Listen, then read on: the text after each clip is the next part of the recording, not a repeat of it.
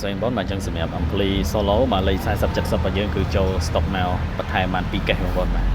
ចូលបានតិចដែរទេអញ្ចឹងប្រភេទនេះគឺកម្លាំងរបស់វា3500 W ប្រភេទ Turbo ហើយ Class D សលេងរបស់វា Class D អញ្ចឹងការវាយចេញគឺសលេងវាចេញស្អាតបាទពួក Solo Class D គឺសលេងវាចេញស្អាតព្រោះតែម្ដងណាបងប្អូនបាទ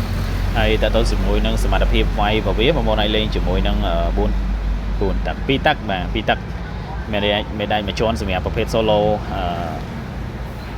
2តាក់របស់យើងគឺវាវាយរហូតដល់4គ្រាប់បាទ Solo ល្អបងប្អូនបាទ Solo ពូធំអីហ្នឹងបាទ